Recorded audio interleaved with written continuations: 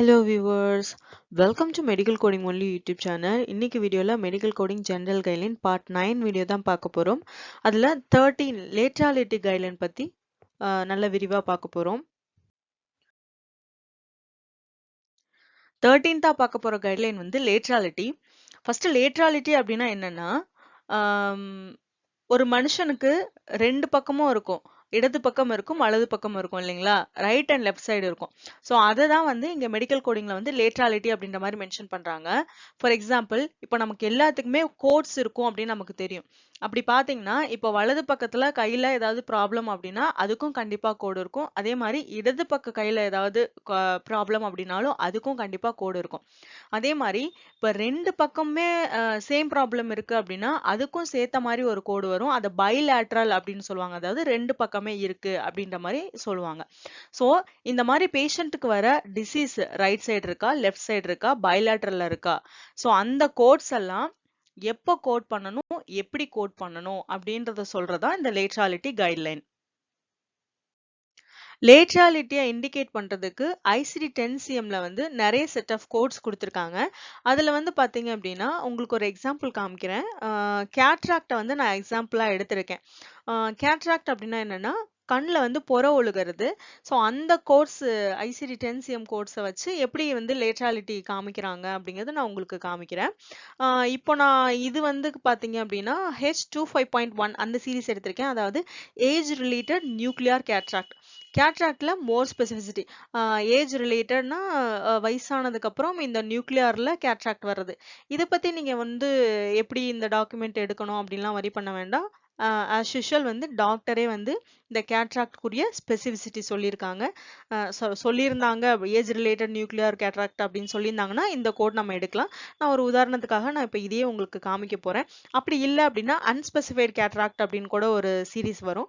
So இங்கே பாருங்க other age related. So அந்த இது வந்து மோர் ஸ்பெசிஃபிசிட்டி. ஸோ அதை வச்சு நீங்கள் எதுவும் கன்ஃபியூஸ் பண்ண வேணாம். ஜஸ்ட் லேட்ராலிட்டி எப்படி கோட் பண்ண போகிறோம் கேட்ராக்டுக்கு அப்படிங்கிற விஷயத்த மட்டும் நம்ம இதில் எடுத்துக்கலாம். இப்போ அந்த பேஷண்ட்டுக்கு age related nuclear cataract right side ஐல இருந்துச்சு அப்படின்னா H25.11 இந்த கோடு கொடுப்போம். ஒருவேளை age related nuclear cataract left ஐல இருந்துச்சு அப்படின்னா H25.12 இந்த கோடு கொடுப்போம். ரெண்டு கண்ணிலையுமே இருக்கு, அவங்களுக்கு ரெண்டு ஐயுமே வந்து புற விழுந்து பாதிக்கப்பட்டிருக்கு அப்படின்னா H25.13 பைலேட்ரல் அப்படின்ற மாதிரி இந்த ஸ்பெசிஃபிக்கான லேட்ராலிட்டி உரிய இந்த கோர்ஸ் வந்து நம்ம கொடுப்போம். ஒருவேளை இங்க அன்ஸ்பெசிஃபைட் ஆயிடுன்னு கூட கொடுத்துருக்காங்க. ஒரு சில டைம் என்ன ஆகும் அப்படின்னா எந்த கண்ணில் வந்து அவங்களுக்கு இந்த புற விழுந்திருக்குங்கிற டீட்டெயில் வந்து நமக்கு லேட்ராலிட்டி வந்து சொல்லியிருக்க மாட்டாங்க. அந்த ஸ்பெசிபிசிட்டி தெரியாத டைமிங்ல நம்ம அன்ஸ்பெசிஃபைட் ஐ எந்த ஐன்னு தெரியல அப்படிங்கிறதுக்காக இந்த H25.10 இந்த கோட் வந்து நம்ம கொடுப்போம். ஆல்ரைட். ஸோ இதை வந்து பாயிண்ட் பை பாயிண்டா பார்க்கணும் அப்படின்னா ஃபர்ஸ்ட் பாயிண்ட்ல வந்து ICD 10CM பொறுத்த வரைக்கும் ரைட்டு, லெஃப்ட், பைலேட்ரல் அந்த மாதிரி வந்து உங்களுக்கு கோட்ஸ் கொடுத்துருப்பாங்க லேட்ராலிட்டிக்கு அப்படின்னு சொல்லியிருக்காங்க. ஒருவேளை ஒரு சில டைம் என்ன ஆகும் அப்படின்னு பார்த்தீங்கன்னா இந்த பைலேட்ரல் கோடு ஒரு சில டிசீஸ்க்கு வந்து பைலேட்ரல் அப்படின்ற ஆப்ஷன் இருக்காது. நீங்க கோடு தேடி பார்க்கும் பொழுது ஒன்று ரைட் அப்படின்னு இருக்கும், இல்லாட்டி லெஃப்ட் அப்படின்னு இருக்கும். ஓகேங்களா? பைலேட்ரல் அப்படின்ற ஆப்ஷன் இருக்காது. அந்த மாதிரி இல்லாத பேஷண்ட்டுக்கு ரெண்டு சைடுமே அஃபெக்ட் ஆயிருக்காங்க, ரெண்டு சைடுமே ப்ராப்ளம் இருக்கு பைலேட்ரல்ல அப்படின்னா அந்த டைமிங்ல நமக்கு பைலேட்ரலுக்கான ஸ்பெசிபிக் கோடு இல்லை இல்லைங்களா? அதனால right side and left side இந்த ரெண்டு கோடும் நம்ம கொடுக்கணும். ஓகேங்களா? பைலேட்ரல் இருந்துச்சு அப்படின்னா ஒரு கோடு, இந்த ஒரு கோடு மட்டும் கொடுத்தா போதும்.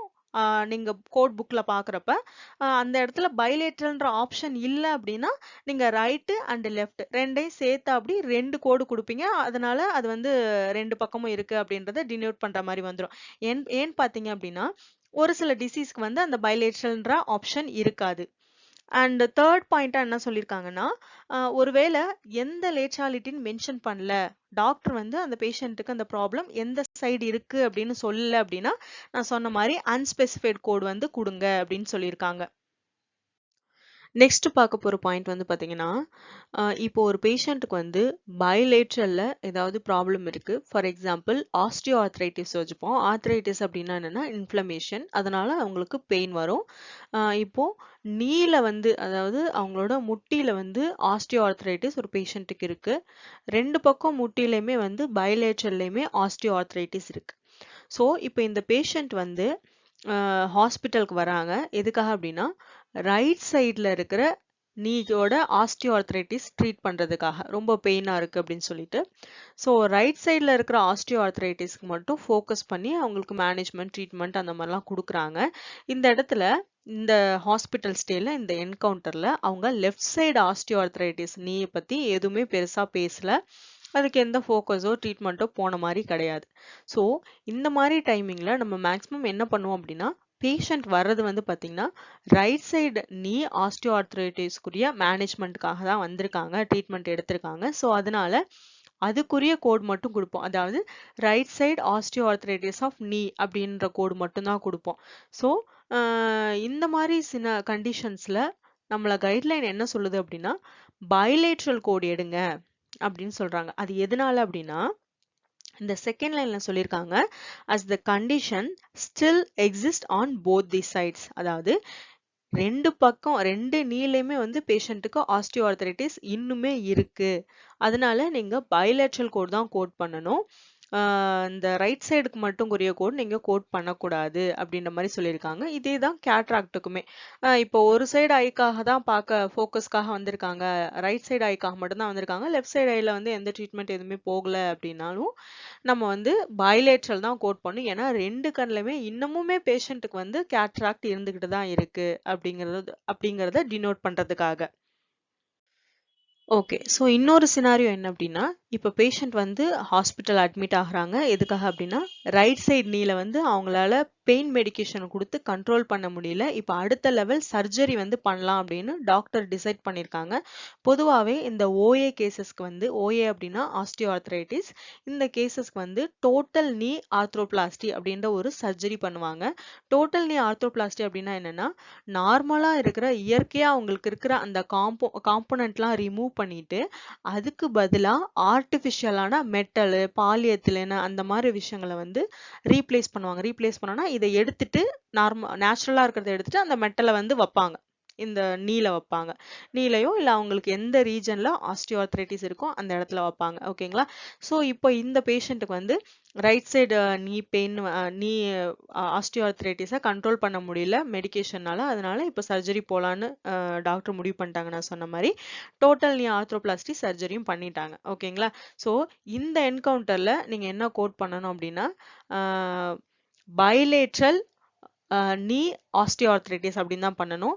ஏன்னா அந்த பேஷண்ட்டுக்கு வந்து லெஃப்ட் சைட்லையும் இருக்கு. ஸோ நான் சொல்றது எல்லாமே பைலேட்ரல் ரெண்டு பக்கமே இருக்க ப்ராப்ளம் இருக்கிற பேஷண்ட்டுக்கான எக்ஸாம்பிள்ஸ் தான் பார்த்துட்டு இருக்கோம். ஸோ இவங்களுக்கு வந்து லெஃப்ட் சைடும் இருந்துச்சு இல்லைங்களா. அதனால இந்த கேஸ்க்கு வந்து பைலேட்ரல் நீ ஆஸ்டியோஆர்த்ரைட்டிஸ் ஓஏ அப்படின்ற கோடு கொடுப்போம். ஓகே. இப்போ இதே பேஷண்ட் வந்து நெக்ஸ்ட் வீட்டுக்கெல்லாம் டிஸ்சார்ஜ் ஆகி போயிட்டாங்க. அடுத்து வந்து மறுபடியும் லெஃப்ட் சைடில் வந்து ரொம்ப பெயினாக இருக்குது அப்படின்னு சொல்லிட்டு ஹாஸ்பிட்டலுக்கு வராங்க. ஸோ ஹாஸ்பிட்டல் வந்து இப்போ வந்து லெஃப்ட் சைடு நீக்கு வந்து ட்ரீட்மெண்ட் பண்ணுறாங்க, பெயின் மேனேஜ்மெண்ட் பண்ணுறாங்க.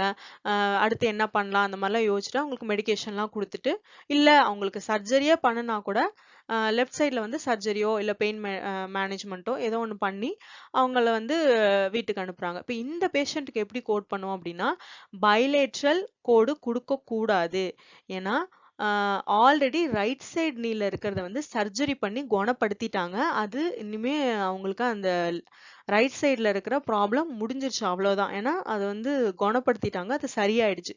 இப்போ ஒன்லி லெஃப்ட் சைடில் மட்டும்தானே இருக்கு. ஸோ அதனால இந்த டைம் வந்து இந்த பேஷண்ட்டுக்கு சிங்கிள் கோடு, அந்த யூனிலேட்ரல் கோடு லெஃப்ட் சைடு ஆஸ்டியோஆர்த்ரைட்டிஸ் இருக்கு அப்படின்ற மாதிரி நம்ம அந்த கோடு கொடுத்தா மட்டும் போதும். அப்படிதான் கொடுக்கணும் அப்படின்னு சொல்ற மாதிரி இந்த ஸ்லைட்ல மென்ஷன் பண்ணியிருக்காங்க.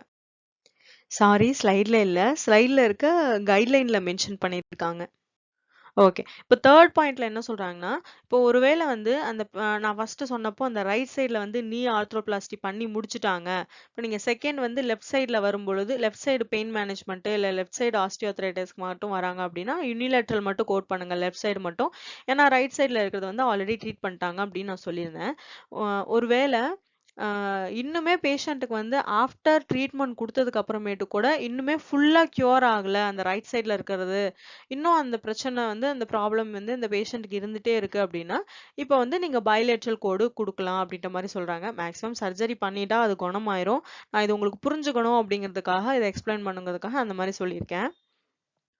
ஸோ 4த் பாயிண்ட்டா என்ன சொல்லியிருக்காங்கன்னா, உங்களுக்கு வந்து அந்த அஃபெக்டட் சைடு, லெஃப்ட் சைடா, ரைட் சைடா அப்படின்றது வந்து சரியா குடுக்கல. கான்ஃப்ளிக்ட் ஆகுது. ஒரு இடத்துல லெஃப்ட், ஒரு இடத்துல ரைட் அந்த மாரி கான்ஃப்ளிக்ட்டா மாறி மாறி சொல்லியிருக்காங்க அப்படின்னா, கன்ஃபார்ம் பண்ண முடியல அப்படின்னா, நீங்க வந்து பிசிஷியன்ட்ட கொரி பண்ணுங்க. டாக்டர்ட்ட வந்து நீங்க கொஸ்டின் கேட்கலாம். எந்த சைடு அப்படின்னு சொல்லிட்டு சொல்லியிருக்காங்க. ஆல்சோ அன்ஸ்பெசிஃபைட் அப்படிங்கிற கோட வந்து நீங்க ரேரா யூஸ் பண்ணணும். உங்களுக்கு ஒரு வேளை டாக்குமெண்ட்ல எந்த சைடுன்னே தெரியல, ரைட்டா, லெஃப்ட்டா, பைலேட்டரலான்னே தெரியல அப்படின்ற பட்சத்துல நீங்க அன்ஸ்பெசிஃபைட் கோட் வந்து நீங்க யூஸ் பண்ணிக்கலாம் அப்படின்ற மாரி மென்ஷன் பண்ணியிருக்காங்க.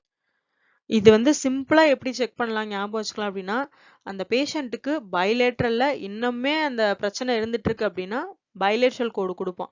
ஒருவேளை ஒரு சைடு மட்டும் சர்ஜரி பண்ணியோ, ட்ரீட்மெண்ட் பண்ணியோ ஃபுல்லா கியூர் ஆயிடுச்சு அப்படின்னா, அந்த மாரி டைமிங்ல பைலேட்ரல் கோடு குடுக்க மாட்டோம். சிங்கிள் லேட்ரல் கோடு மட்டும் தான் குடுப்போம். இதுதான் கான்செப்ட் ஆக்சுவலா.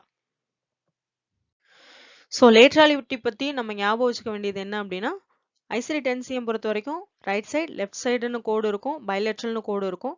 பேஷண்ட்டுக்கு எந்த பக்கம் பாதிப்பு இருக்கோ அதை பொறுத்து நம்ம வந்து கோட்ஸ் கொடுப்போம்.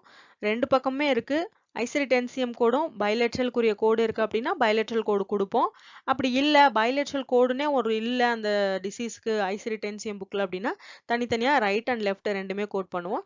அதுக்கப்புறமேட்டுக்கு பைலேட்ரல் கண்டிஷன் வந்து நம்ம எந்த மாதிரி டைமிங்ல எல்லாம் நம்ம கோட் பண்ணுவோம் அப்படிங்கிறத நான் ஆல்ரெடி எக்ஸ்பிளைன் பண்ணியிருந்தேன்.